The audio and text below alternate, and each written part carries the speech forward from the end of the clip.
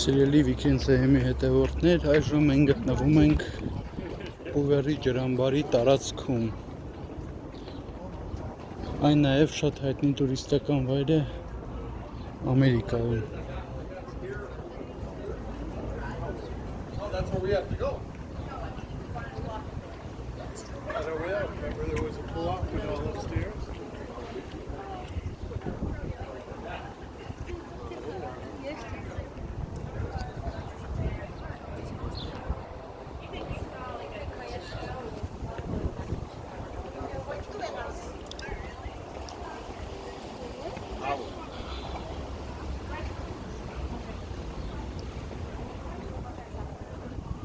Այժմ մենք մոտենում ենք այցելուների համար նախատեսված վայրին, որտեղից պետք է երևա ջրամբարը, բուն ջրամբարը արդեն։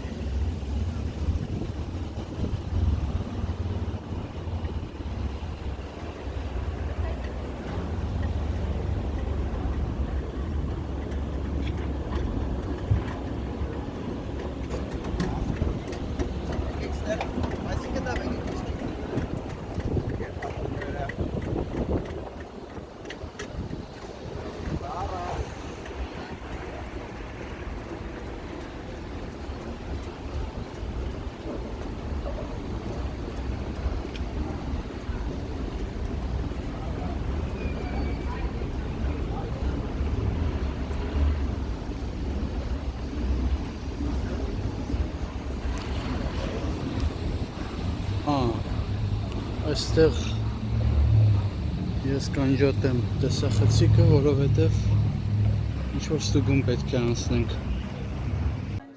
Մենք հենց նոր անցանք շատ խիստ ստուգում։ Հիմա շարժվում ենք գեներատորային բաժին, որտեղ արտադրվում է էլեկտրականություն։ Հուվերի ջրամբարի երկրորդ կարևոր նշանակությունը հենց էլեկտրաէներգիա արտադրելն է։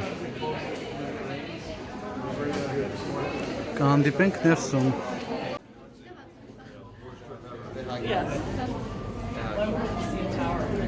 Մենք հիմա գտնվում ենք գետնի տակ, բավականին խոր, մոտավորապես 800 ֆուտ խորության վրա։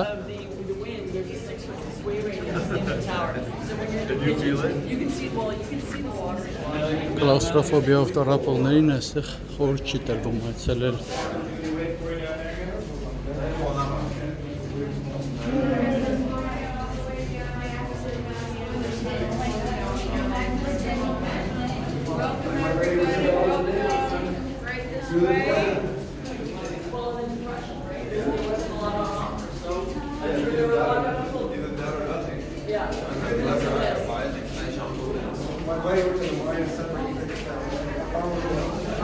Կարելի է ասել, որ մենք քայլում ենք Հուվերի ջրամբարի զարկերակներով։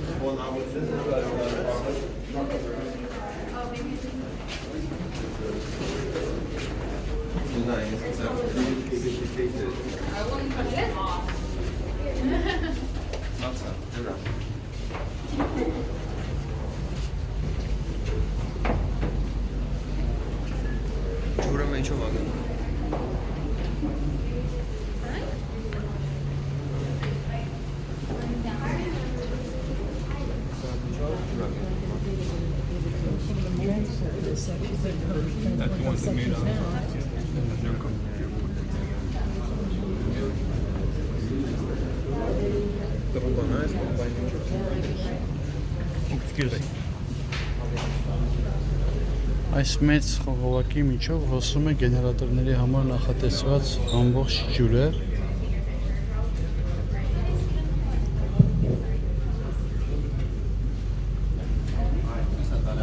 Խոսքեր չկան, ուղղակի դիտեք։ Welcome again to the Hoover Dam. For those of you who did not ride down in the elevator with me, my name is Catherine. I'm going to be your tour guide today. So right here we have a map of the Hoover Dam site. And this is where we are. We're standing inside of a diversion tunnel. So when they began to build the dam, they needed to find a way to move the river from the construction site.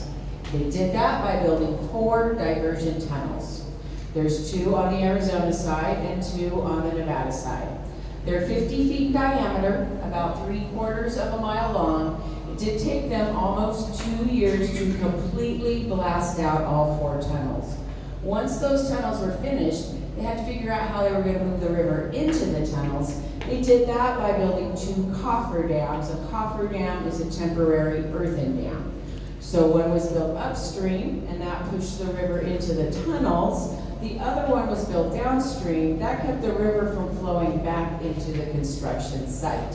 So once those coffer dams were finished, they drained the site, and they removed 135 feet of loose rock and debris to get down to the bedrock, which is the dam's foundation. June 6, 1933, they were ready to begin building the dam. They had buckets carrying 8 cubic yards of concrete, which is 16 tons. Those were delivered every 78 seconds, 24 hours a day, 7 days a week for the next 2 years. Once they were finished building the dam, then they were ready to begin filling up the lake. And they did that by closing off 3 of the diversion tunnels, by lowering heavy steel gates. They did leave 1 tunnel open. That way the river could continue to flow back downstream. So once the water was high enough, they did close off that last diversion tunnel. They blasted out the lower coffer dam. That way the river moves more freely downstream. But the upper coffer dam, it still remains underwater today. It took a total of 6.5 years to completely fill up the lake. So how do we get the water from one side of the dam to the other? Intake towers, and there are 4. 2 on the Arizona side and 2 on the Nevada side. They're 395 feet tall. They do not sit on the canyon floor. They sit up on 250-foot rock ledges. So the water flows down through them into 30-foot diameter penstock pipes like the one that you see out the windows. So you may feel the floor vibrating beneath your feet. That is up to 96,000 gallons of water per second flowing through the pipe. That is enough water to fill an Olympic-sized swimming pool in just 7 seconds. Then the water flows down into smaller 13-foot diameter pipes that leads to the generators spinning the turbines, and then it flows back down the river. So the last thing I'm going to tell you about are the spillways that are on either side of the dam, one on the Arizona side and one on the Nevada side. They were built to keep floodwaters from going over the top of the dam, and we've used them twice. Once in 1941 for testing. Thank goodness they worked, because we did use them again in 1983 after a heavy snow melt in the Rocky Mountains. That is where 96% of our water comes from. And here's a picture from the flood of 1983. During that flood, water went over the spillways for 63 consecutive days. That's the equivalent of 2 Niagara Falls, and the water did come up about 7 feet from the top of the dam.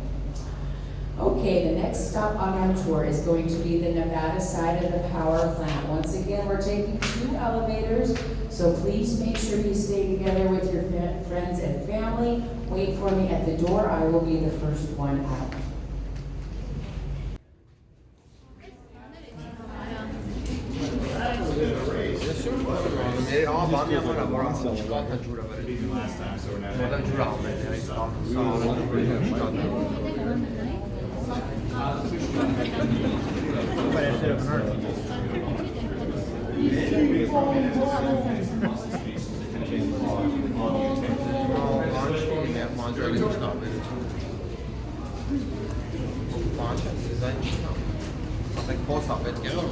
I know. I'm gonna let you guys go in first, okay?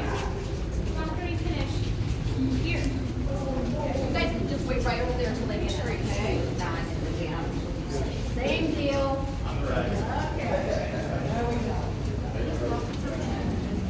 Okay.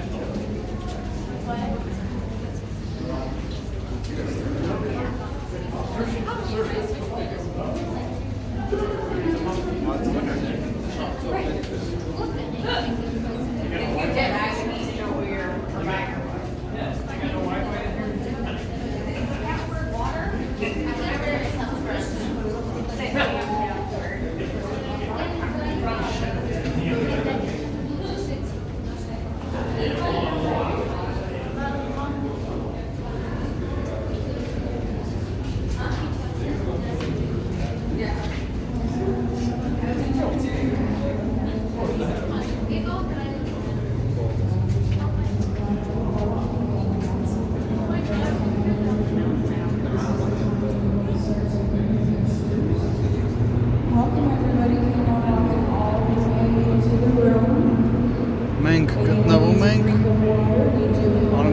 ես էլեկտրակայանի սրտում կարելի է ասել։ Anybody who wants to take a seat, we also have benches. Come on in, keep on coming all the way into the room.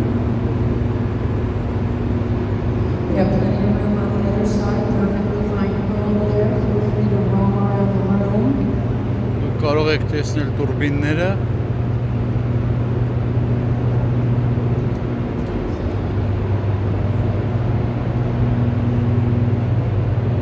On behalf of the Bureau of Reclamation, welcome to the Nevada wing of the power plant. I would like to direct your attention down the road to the generators. There are 8 that you see here on the Nevada side. We have 9 more on the Arizona side for a total of 17 generators. Each generator stands 70 feet tall, but you can only see the top 30 feet of them. If you look at the first generator right here, N1, which stands for Այստեղ արտադրվում է բավականաչափ էլեկտրաէներգիա, որպեսզի բավարարի միանգամից մի քանի քաղաքի What պահանջները։ you're looking at is a 65-foot steel shaft. At the bottom of the shaft is the turbine. The water comes down. If you follow the cables Այս to the պահին right, մենք գտնվում you will ենք see the lifting mechanism տուրիստների of the համար crane that is նախատեսված supported on the դիտահրապարակում։ cables. This is the original crane from the building of the dam. It is the oldest and largest continuously operating cableway crane system in the world with a lift capacity of 150 tons.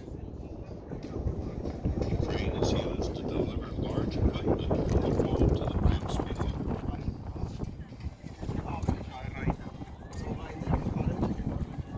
Looking at these canyon walls, one can marvel at the tenacity, courage, and skill of the fearless men that performed some of the most dangerous undertakings on the Boulder Canyon project. These brave characters, called high scalers, swung from the top of the canyon walls by a single rope on a bosun's chair, drilling, blasting, and chipping away at the rock. They worked the walls to their solid foundation to prevent the net that we have in our grasp the power to achieve anything if we can but summon the will. Thank you for coming and seeing one of the 10